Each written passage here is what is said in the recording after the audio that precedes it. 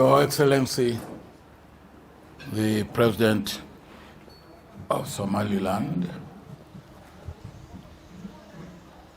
Your Excellency, the Speaker of the House of Representatives, and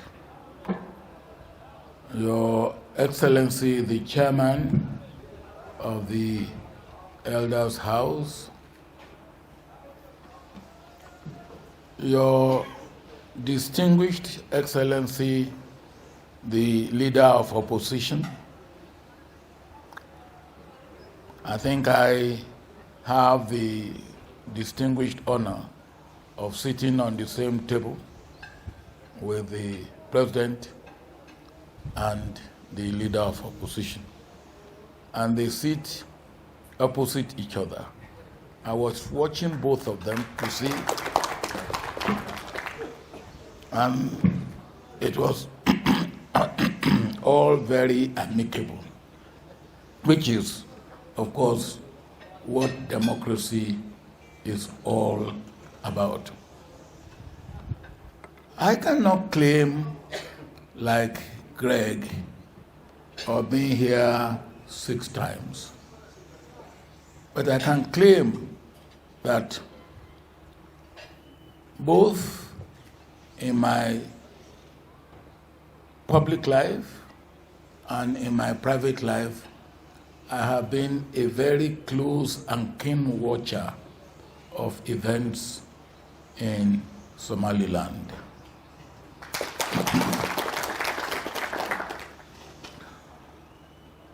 And I did not lose time to concur to come here when I got the nod from the President, because for me it's an opportunity to learn on the ground, to learn firsthand, and to understand the aspirations, the fears, the prospects, and the achievements here in Somaliland. But let me underline the point made by the Minister of Finance. When it comes to African government and African countries taking a positive side with you, you will find it a little bit not so easy. And the reason is simple. There is no African country that does not have seed or seeds of separation within it. And they are afraid that if they are seen as being on your side, it may encourage breakup of their own country. As you know, I had to fight for the unity of my country. And if you ask any Nigerian, you say, hey, what do you think of Somaliland? He will hesitate to give you a positive answer. But as the Minister of Finance has said, part of the problem is that the case of Somaliland is not fully understood. And I believe it will be your responsibility to make the African community, all the countries in Africa, to understand your case, and beyond that, the international community to understand your case. And you have, if not an outstanding case, you have what I will call an excellent case. But whatever you have in these days and age, you have to package it and market it. I believe you have to package and market your case. We have come to learn, as I said at first hand. We have come to see, look and see. We have come to watch. We have come to hear. And I must say, so far, it has been tremendously rewarding. We spent a good time, part of our time this morning, or is it afternoon, with the Speaker of the House and the Chairman of the House of Elders. And their briefing, their presentation was immaculate. And I want to thank you again for the presentation and the education you gave us. We left there and we went to the court, and we met most of the judges, if not all of them, with the Attorney General. And again, very impeccable briefing and presentation. Now, for me, as a friend of Somaliland, I cannot be seen to be crying more than the bereaved. And you understand what I mean by that. I can cry, but I cannot be seen to be crying more than the bereaved. And that brings me to what I said earlier on. You have to package and you have to market. And I must thank Brentford's Foundation, which I'm chairman of, and of which Greg Mill is the CEO, because we are here at the instance or being sponsored by the Brentford Foundation. And the president was asking me, what does Brentford's Foundation do, and how does he do it? Well, Brentford's Foundation is the family foundation of the Oppenheimer family in South Africa. Oppenheimer family came from Germany, and they started Anglo-American more than 100 years ago. They made money, and I think they divest themselves of part of the interest in the company. And part of the money they made from there, they used in establishing Brentford's Foundation. And the aim of Brentford's Foundation is to help African countries in their economic development. So, Mr. President, one of the things we do through Brentford's Foundation is, if any country or any government asks us to help them on economic issues, we immediately put together a powerful group of experts, and we look into whatever they want us to look into and make and submit report. We've done that for Malawi, we've done it for Zambia, we've done it for Ghana. We even do it for state governments, or provincial government as they may be called.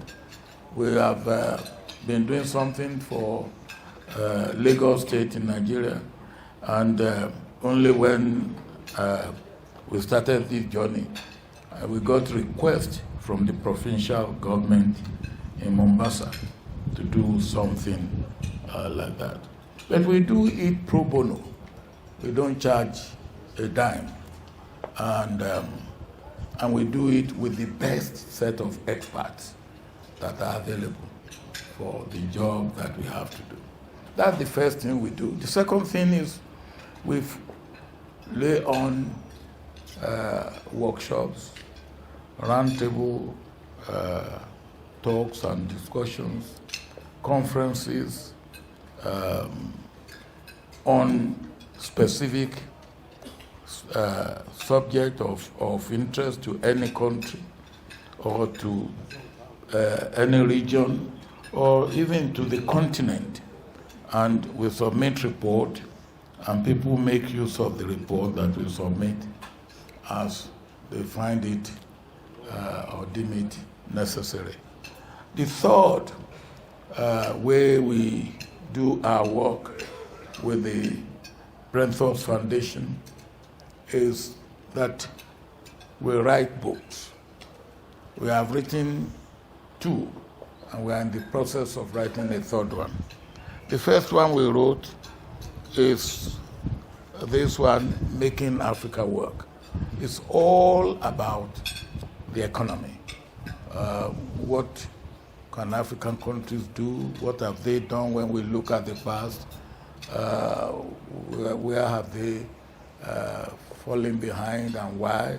What are the prospects for future and all that? But when we found the book so successful, and we said to ourselves, this is only one leg, economy in any country. Governance is a second leg. And of course, if you have bad governance or bad politics, you will have bad economy. So we decided to do a second book, which we titled Democracy Works, Rewiring Politics to Africa's Advantage. And on page 229 of this book, we actually cover Somaliland, what we have seen, and we put it is to pay compliments to what you have achieved. But let me say 2 more things before I make the presentation of these 2 books to the President. One is, what you have done right, keep doing them right.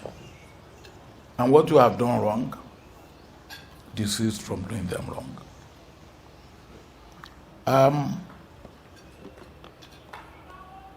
For now, you have done right, holding yourself together and getting yourself up by the straps of your boots. I believe that the difference between your country and Somalia and South Sudan is that there are too many outside hands in their pie. And that is why their pie is neither steady nor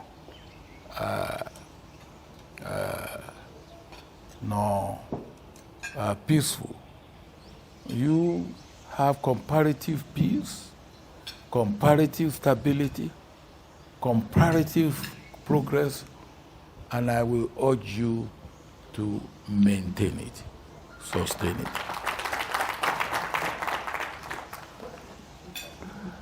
The other thing I want to say is, I want to thank both the Speaker of the House of Representatives and the Chief Justice, because in their presentation they all ended on the same point, that look, we want to keep what we have. We don't want to lose these obvious things: stability, peace, progress, camaraderie, and unity within the country. But we are open to discussion. We are open to dialogue. We are open to negotiation, but not at all cost. Not at the expense of what we cherish and what we have achieved. And I cannot agree more. I believe you must maintain that position, ready to talk, ready to dialogue, and ready to negotiate, but from position of strength, not from position of weakness. Then I will end, or I will conclude. Whatever happens,